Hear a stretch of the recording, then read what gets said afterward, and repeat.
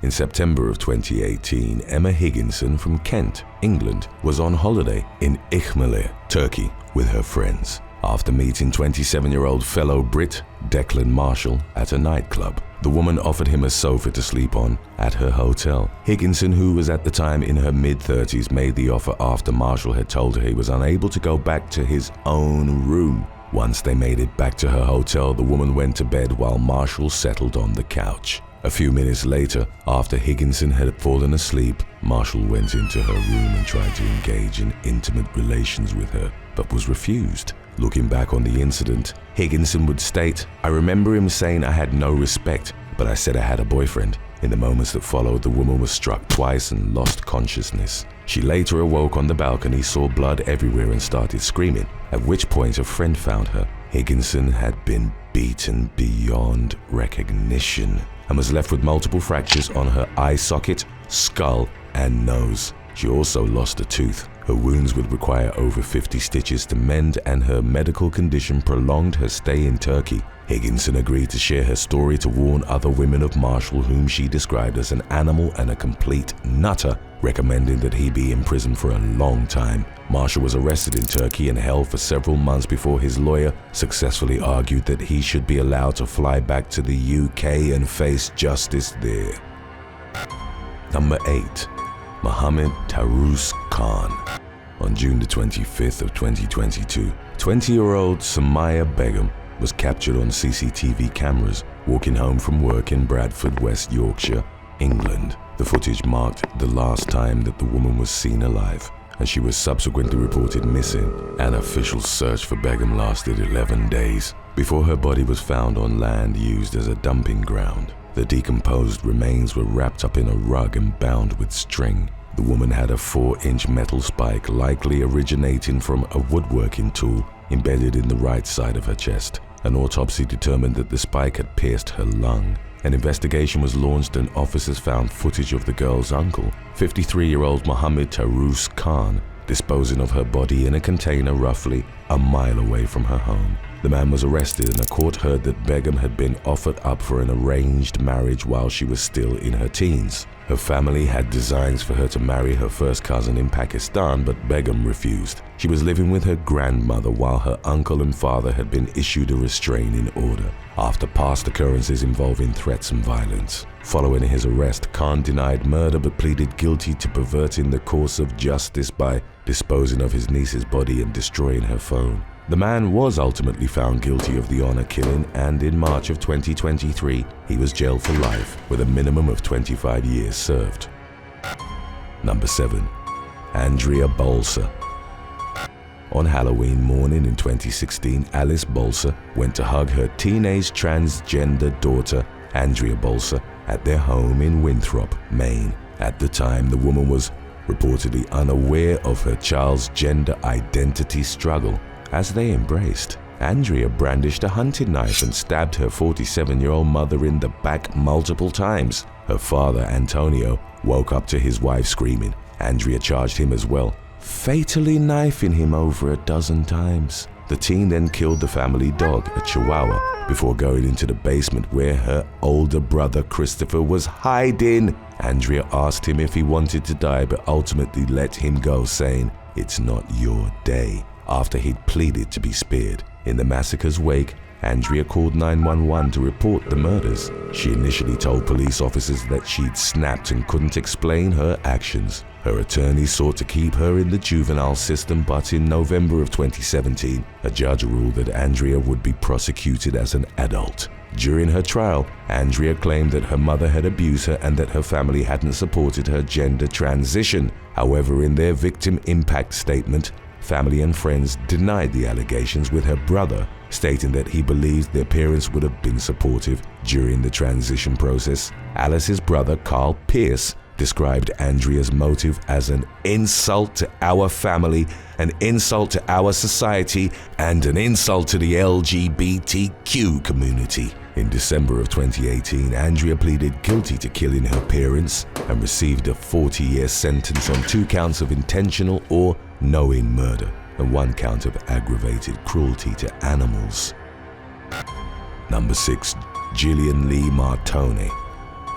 On November the 20th of 2012, Florida man Efren Molina picked up 35-year-old Jillian Lee Martini for a first date. The couple went out for food and drinks together before returning to Molina's apartment in Boca Raton. After spending a few hours with the man, Martini reportedly said something about being his girlfriend. She subsequently became enraged when Molina objected to the idea and refused to call himself her boyfriend. As tensions escalated, Martini punched Molina in the face before grabbing a kitchen knife and threatening him with it. The 39-year-old screamed for help, and his roommate came into the living room. The latter witnessed Molina as he managed to wrestle the knife out of his date's hand, suffering a deep cut in the process. Molina then dragged the woman down the stairs and forcibly took her out of the apartment. Molina called the police, and responding officers found Martini crying outside. She was beside several large rocks, which she'd allegedly used to break a window to the apartment after she'd been thrown out. Officers went to talk to Molina, and he opened the door to reveal his hand was bleeding. Inside the residence, the police found a trail of blood on the stairwell wall, which stretched from the second floor to the door. Martini was arrested as soon as it became obvious to police officers that she'd been the confrontation's main aggressor. The woman's arrest record prior to the incident included a 2011 DUI, as well as her being charged with drunken disorderly conduct and causing a public disturbance. Number 5. Adam Bird.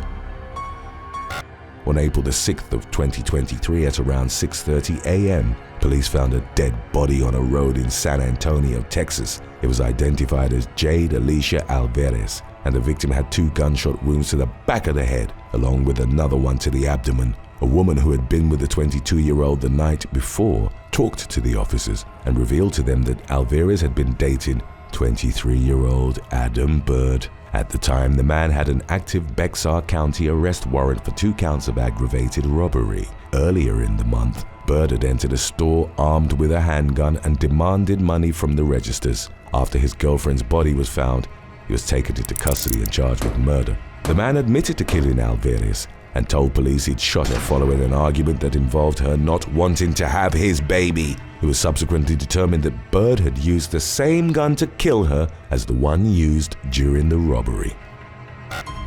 Number 4. Joshua Huperters. In the early hours of August the 31st of 2017, Joshua Huperters was at the Pub Web venue in North Philadelphia where he met 22-year-old student Jenna Burley. Parts of their interaction were captured on surveillance cameras. After the venue closed, the pair decided to go to Huperter's apartment, where they reportedly had consensual, intimate relations. At around 4 a.m., Huperter's neighbors heard screaming from the apartment as he and Burley had started fighting. The woman had reportedly refused to perform an intimate act and Huperter's became aggressive. Burley tried to defend herself but was pummeled with dozens of strikes. In an attempt to stop her from screaming, Huperter's wrapped his hands around the woman's throat and didn't loosen his grip until she was dead. The man then crammed her naked body into a blue plastic storage bin. On the afternoon of August the 31st, his cousin came to his apartment and Huperter's asked for help with moving the bin. The cousin would later testify that he agreed to do so and was surprised by its weight, fully unaware that there was a dead body inside. Huperter's stored the remains at his mother's garage in Jenkintown, then moved them to his grandmother's wooded lakeside property in the Poconos, where he hid them inside a small metal shed. Huperter's was arrested for murder and in court tried to pin Burley's death on his roommate, Jack Miley. The latter testified that he was sleeping in his basement bedroom after having drunk the whole night and hadn't heard the fight. Huperter's was found guilty of first-degree murder and several other charges for which he was given a life sentence without the possibility of parole. Number 3. Wancho.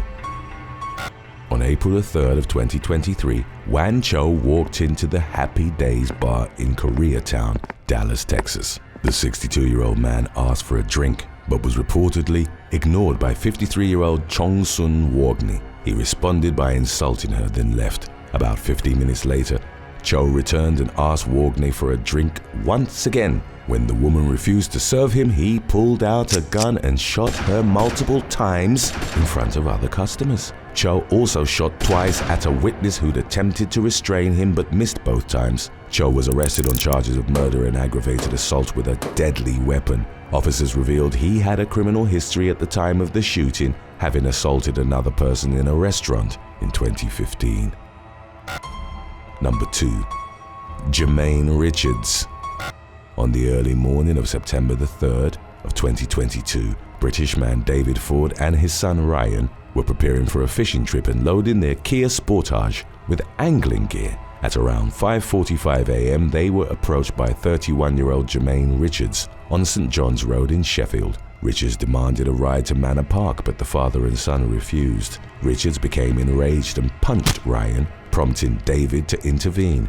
In the moments that followed, Richards climbed into another man's car and asked him to drive away but was refused. Upon emerging from the vehicle, he was confronted by David and Ryan. Richards beat up the father and son, leaving them lying on the pavement. He then got into their Kia and drove for a few hundred feet before he turned around, accelerated towards the victims and ran David over. The father and son were taken to the hospital. David had suffered catastrophic injuries and passed away, while Ryan was left with a serious brain injury. Richards was arrested and sentenced to life in prison with a minimum of 26 years served before he'd be eligible for parole. Speaking of the impact David's death had had on his family, the sentencing judge stated, "It's unimaginable the agony they have faced emotionally," and directly referenced Ryan, who'd witnessed his father's murder. If you've not yet seen our video about when puppy love goes wrong, then you can stay tuned after number 1 if you'd like to also watch that one. Number 1. Trevor Ray Quan Seward. In September of 2019, U.S. Postal Service worker Irene Presley was delivering mail in rural Williamsburg County, Southern California. She left a form at the residence of 25-year-old Trevor Ray Quan Seward, requiring him to pick up a package from the post office. Minutes later, Seward, who was expecting a large box of marijuana to be delivered to his home, confronted the postwoman about the note and asked for his parcel. Presley, however, refused to give it to him. Seward, armed with an AR-15 semi-automatic rifle, was subsequently picked up from his home by Jerome Terrell Davis. Seward was dropped off on Senate Road in Andrews, where he waited for Presley to come down the street. Upon spotting the mail carrier, Seward discharged at least 20 shots into the back of her mail truck, hitting her several times. The 64-year-old woman rapidly succumbed to her injuries. Seward got into the mail truck and drove for roughly 3 miles. He then searched the vehicle in an attempt to find his package and other items of value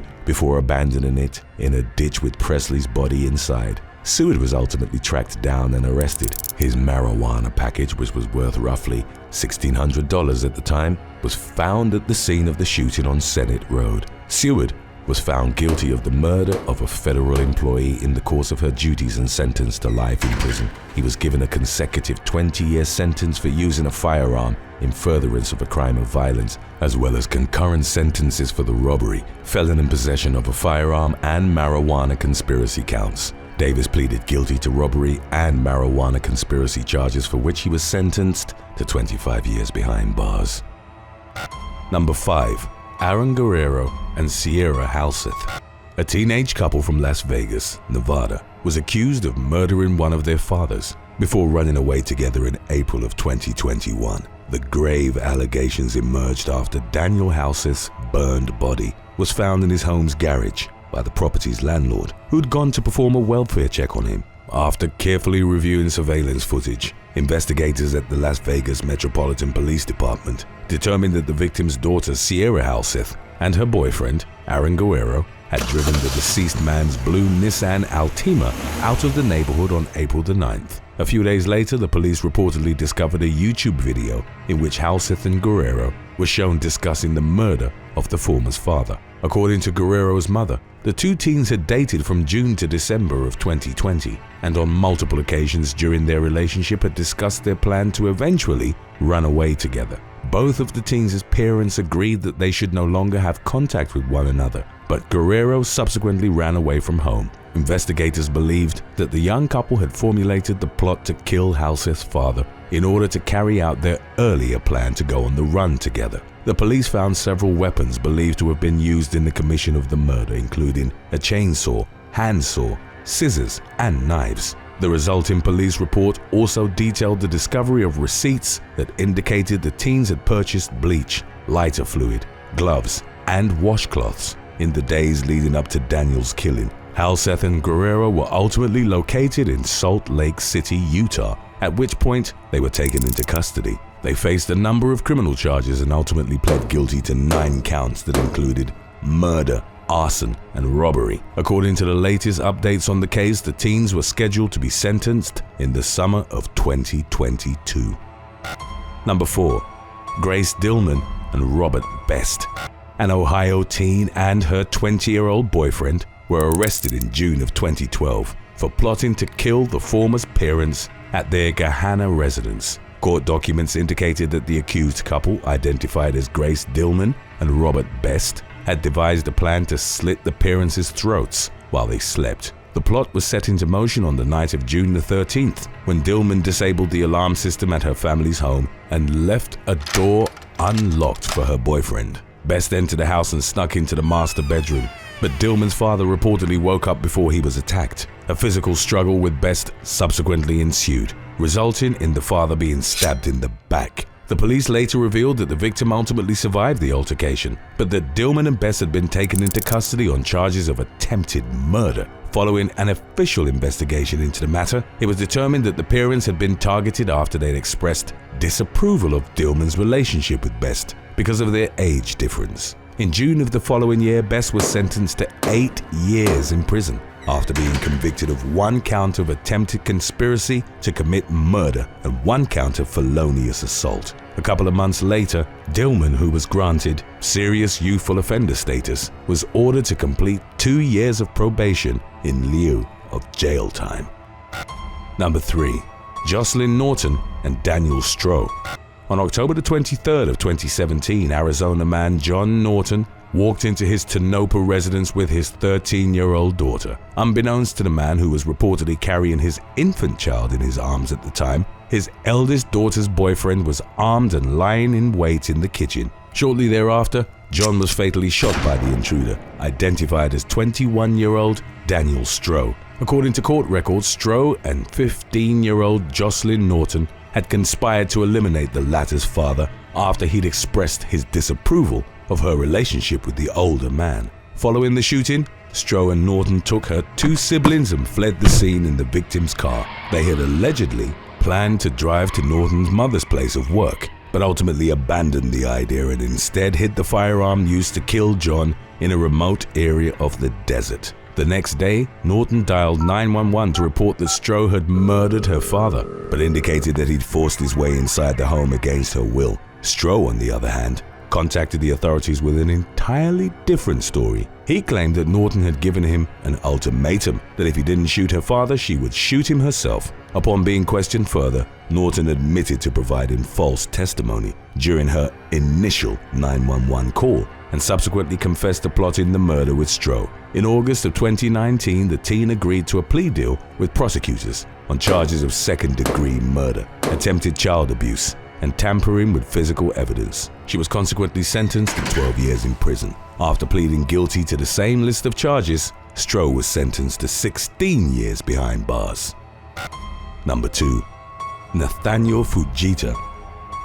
Massachusetts teen Lauren Astley broke up with her boyfriend Nathaniel Fujita shortly after their graduation from Wayland High School in the summer of 2011. A few weeks later, on the night of July the 3rd, Fujita lured his 18-year-old ex-girlfriend to his home, where he reportedly beat, strangled, and stabbed her to death in his garage. Wayland police subsequently arrested the young man on the charge of first-degree murder, as well as several other counts of assault and battery. When the case was brought to trial in 2013, Fujita's defense team argued that he'd been in a psychotic state at the time of Astley's brutal slaying, and that he should therefore not be held criminally responsible for his actions. Conversely, prosecutors contended that the teen, a high school football star who was set to attend Trinity College in Hartford, Connecticut, had simply been enraged by Astley's decision to end their relationship and had lashed out at her in extreme violence. The jury assigned to Fujita's case ultimately found him guilty of first-degree murder with premeditation and extreme atrocity.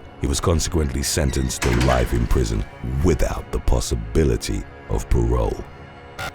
Number 1. Nahor Galatza. In the early morning hours of December the 29th of 2017, Argentinian man Fernando Pastorizo was gunned down on the streets of Gualeguaychú in the province of Entre Rios. The 21-year-old's lifeless body was found on the ground next to his motorcycle with a pair of gunshot wounds, one to his back and the other to his chest. Emergency responders rushed to the scene, but Pastorizo ultimately died before arriving at the hospital. Upon opening an investigation into the matter, local police immediately ruled out the possibility that Pastorizo had been shot during a robbery. The victim's girlfriend, 19-year-old Nahor Galatza, posted a commemorative message to social media in which she wrote, in part, "I love you forever, my angel." Later that same day, in an unexpected twist of events, Galatza allegedly went to the police station in Gualeguaychú to confess to Pastorizo's killing. She was consequently arrested and charged with murder, but during the ensuing criminal trial, her account of the events that led to her boyfriend's death contradicted her original testimony. While investigators had determined that the young woman had shot the victim with her father's police service weapon, she later claimed that the firearm had been concealed under Pastorizo's clothes while they were riding two up on his motorcycle. In her revised statement, Galatza indicated that they'd fallen off the bike, at which point the gun was unintentionally discharged into Pastorizo's back. She then claimed to have picked up the weapon and heard it fire a second time. The Gualeguaychú judges who presided over Galatza's case flatly rejected her altered testimony, in which she'd also accused Pastorizo of repeated gender violence during the course of their relationship. At the conclusion of her trial, Galatza was convicted of her boyfriend's murder and sentenced to life imprisonment. Thanks for watching. Would you rather spend a week without ever saying no, or a month without going online? Let us know in the comments section below.